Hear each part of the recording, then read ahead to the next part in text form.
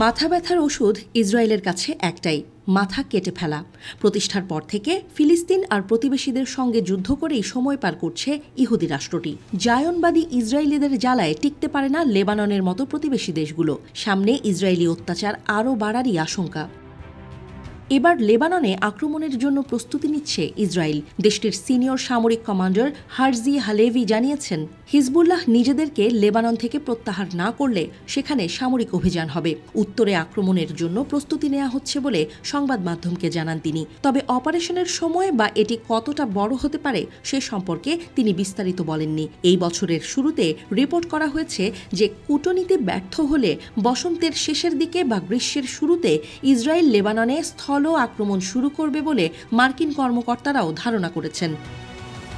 2023-এর 7 অক্টোবরে সংঘাত শুরুর পর হিজবুল্লাহ রকেট হামলা শুরু করলে প্রায় 70,000 ইসরায়েলি তাদের বাড়িঘর ছেড়ে পালিয়ে যেতে বাধ্য হয়েছিল। তবে ইসরায়েলি বিমান হামলার মুখে পড়ে দক্ষিণ লেবাননের শহরগুলোও প্রায় জনশূন্য হয়ে পড়ে। সেখানকার প্রায় 1 লাখ বাসিন্দা বাস্তুচ্যুত হয়। এভাবেই লেবানন ইসরায়েল সীমান্তের উত্তেজনা দুই দেশের মানুষের স্বাভাবিক জীবনযাত্রাকেই ব্যাহত করেছে। ইসরায়েলি হামলায় লেবাননে 350 জনেরও বেশি মানুষ নিহত হয়েছে। বলা হচ্ছে যে এসব মানুষের বেশিরভাগই সশস্ত্র গোষ্ঠী হিজবুল্লাহ এবং তাদের সহযোগী গোষ্ঠীর যোদ্ধা। তবে নিহতদের মাঝে 50 জনেরও বেশি বেসামরিক নাগরিকও রয়েছে। হিজবুল্লাহর হামলায় ইসরায়েলে অন্তত 10 জন বেসামরিক এবং 12 জন সেনা নিহত হয়েছে বলে জানা যায়। ইসরায়েল চাচ্ছে হিজবুল্লাহ 2006 সালের জাতিসংঘের সেই প্রস্তাবটি মেনে চলুক, যেখানে তারা ইসরায়েলের সীমান্ত থেকে প্রায় 18 মাইল দূরে লেবাননের লিতানি নদীর দক্ষিণে নিরস্ত্রীকরণ এবং প্রত্যাহারের আহ্বান জানিয়েছে।